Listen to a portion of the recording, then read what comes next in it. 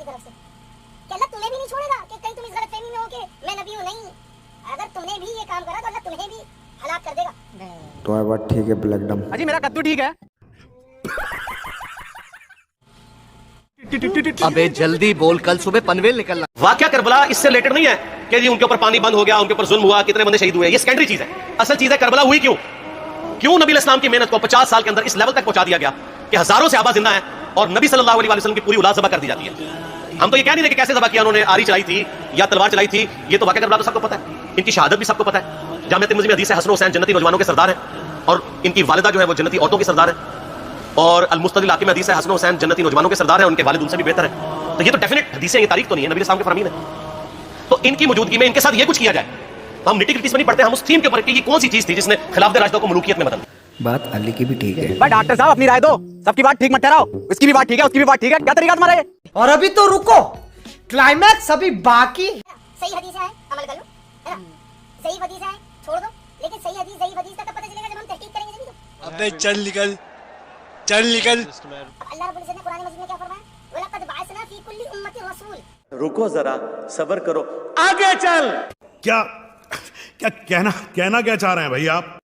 अल्लाह के नबी सल्लल्लाहु अलैहि वसल्लम की एक हदीस है जिसको इमाम अहमद ने रिवायत किया है और जुबैर इब्न मुतइम से रिवायत मौजूद है कि वकुल्लु अय्याम तशरीक़ी ज़बहुन। जैसा कि आपने देखा कि इन दोनों ने मुस्नद अहमद की हदीस तो पढ़ी। गद्दार हो तुम रसूलुल्लाह के सल्लल्लाहु अलैहि वसल्लम। दोस्तों, अब मजे की बात सुनिए, 4 दिन कुर्बानी वाली हदीस में भी तदलीस है। जी हां, ये देखिए सुलेमान बिन मूसा, ये भी मुदल्लिस है। अल्लाहु अकबर। हवाले के लिए देखिए मशाहिर उलमा अफसार जिल्द 1 पेज नंबर 284। वहाबी है।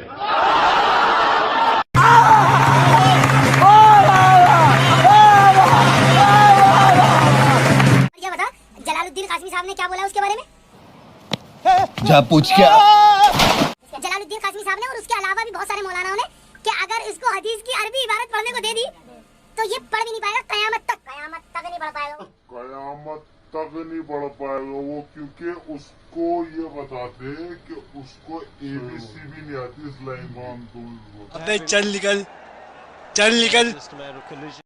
इन छोटे मोटे प्रोग्रामों से कितना कमा लेते हो? रुको जरा, सब्र करो, आगे चल। ज़ियाउल कुरान पब्लिकेशन में 92 नंबर है और इंटरनेशनल नंबर 99 है। ये जरा इनको अंडरलाइन किए हुए दिखाएं जी। ये चैप्टर का नाम है जुराबैन पर मसा करने का बयान। अरबी में 2 लफ्ज है, खुफैन कहते हैं चमड़े के मोज़ों को, जुराबैन कहते हैं सूत के मोज़े को, जो हम ये जुराबे पहनते हैं। ये जुराब जो है ना, ये अरबी का लफ्ज है। इस चैप्टर का नाम है मा जा फिल मसही अलल जुराबैन वन नालैन। इससे पहले का जो चैप्टर उसका नाम है मा जा फिल मसही अलल खुफैन, कि खुफैन पे मसा के बारे में क्या हदीस आई है, यानी चमड़े के मोज़ों पे भी मसा करना सुन्नत है और जुराबों पे भी मसा करना सुन्नत है।